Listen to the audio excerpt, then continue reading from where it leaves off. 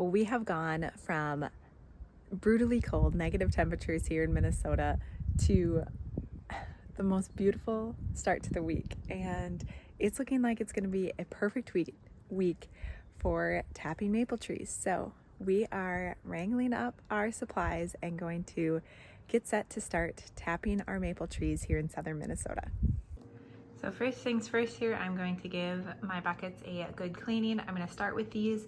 Today I may add more taps here if we have time. I really appreciate being able to get the food grade buckets from like a local bakery. But depending on if you're tapping for your family or you're tapping for business will depend on what you need, what you feel comfortable with, regulations you need to follow and whatnot. But if you check with your local bakery, you can usually get their empty food grade buckets for, either free or a couple bucks. So I just put some dish soap in these, and now I'm going to give them a good scrub down before we get ready to go and put taps in trees and run our lines to our buckets.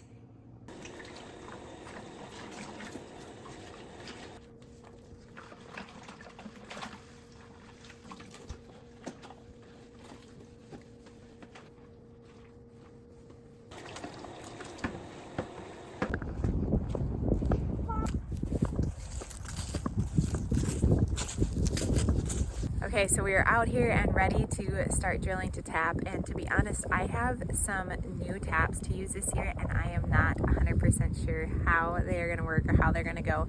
I've tapped for many years, but I'm going to give these new taps a go. I will see how they go and I'll report back after the season, but we are going to start drilling into our trees.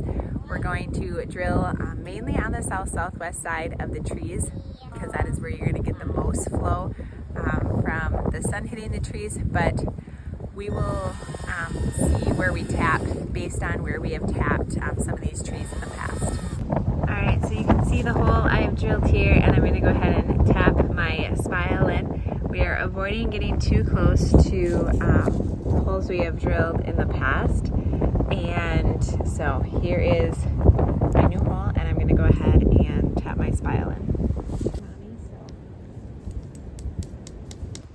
So there you can see my spile is in, and I'm just gonna go ahead and connect my hose. And then I'm gonna run enough hose down to place it into my bucket. I have just a hole drilled in the top of my bucket, and I'm gonna make my hose just long enough that it can comfortably sit in there and my bucket can sit on semi-flat ground. So I will be honest, so far I don't know if these are my favorite taps because they're not hardly long enough. From my understanding, you want to tap 1.5 to 2 inches deep to get into the sapwood. I am not a master tapper, and these are just long enough to get 1.5 inches into the tree. So we will see how they do. So I want to give you a picture of what my setup looks like. I put a bucket on the bottom. 5-gallon pails are by far the best for me for catching method. I have done it all. I've done water jugs up to buckets. I've never had metal buckets. I've done the hanging bags before, and this has always been my favorite collection method by far. It allows me to collect a lot of sap as well as not deal with jugs that don't want to sit still or bags that blow and rip open. Well, I'm just walking down to place the last few buckets that I'm gonna put up today, and I originally thought I was gonna need to be using a 1/4-inch drill bit to set my spiles, but it turns out the 5/16 still worked the best with these taps, and I was able to seat them almost just with my hands and then just a little tap of a hammer.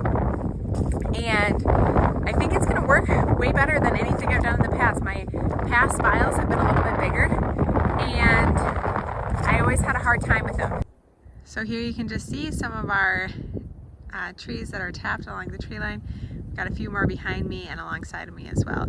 We put in a total of 7 taps today, and I'll likely do a few more here later in the week, but that's what I had everything ready to set up for.